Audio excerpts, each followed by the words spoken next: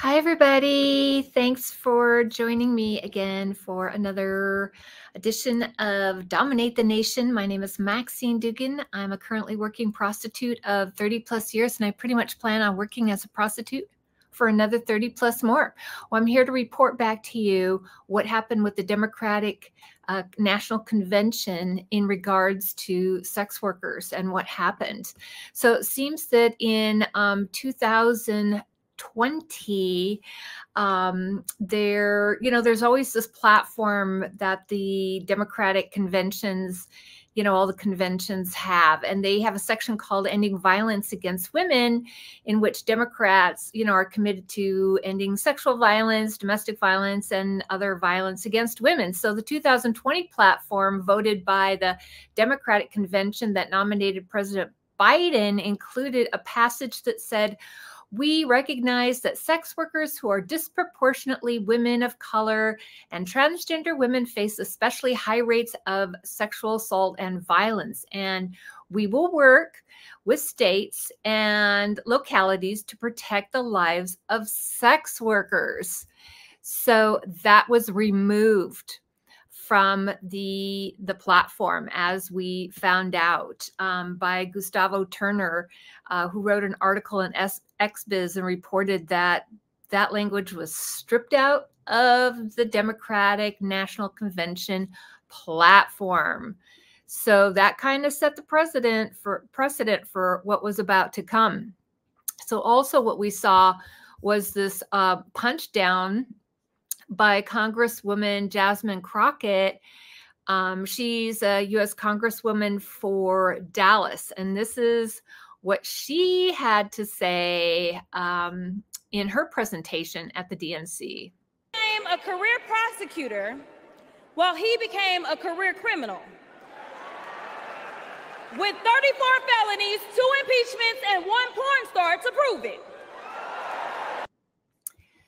So, what's wrong with that language is that, Michael Stabile of the Free Speech Coalition did a really good job, and he just kind of called it out, and he was just like, "Hey,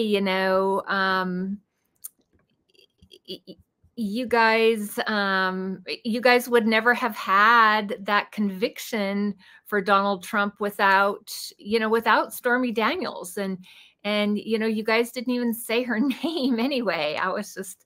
It was just kind of really, really appalling to me that they would allow Stormy to be used in our community, to be named that way. It was just terrible. And so the last thing that happened, which is another bad sign for sex workers in the upcoming election here, is that there was a youth organizer and human trafficking survivor who got to speak also. And she said that she said this lie that Kamala Harris had helped take down the classified site, known as Backpage. And, that was a lie. Kamala Harris didn't take down Backpage. It was a federal case in Arizona, and that case has been going on for 6 years, and it's in its second trial. What Kamala Harris did is she charged Backpage when she was the state attorney general of California, and she charged them twice in court, and both times those charges were thrown out because they were not substantiated, and she should have been disbarred for that.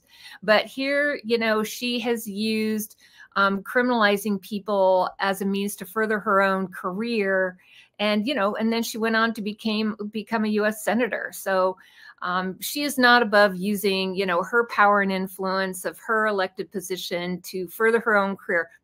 Sounds like Donald Trump to me. So finally, we want to invite you to our next event, which is going to be Saturday, September 7th. At 4 p.m. Pacific time, 7 p.m. Eastern time. It's an online webinar where sex workers are going to be coming together. It's the Stop the Raids gang. And we're going to be talking about what we're going to be thinking about when we look at our 2 million votes. Because it just is, it just looks like, from this last convention here, that the Democrats no longer, are the big party tent. They're ditching the protections for 2 million of us sex workers. And, you know, we're voters. You know, we have families that are voters in larger communities. And apparently the DNC and the Harris campaign doesn't need our vote. So sorry to have to share this bad news, but it's important to share. And I want to share my shirt. It's so cool. It says decrim meow. So hope you have a great day.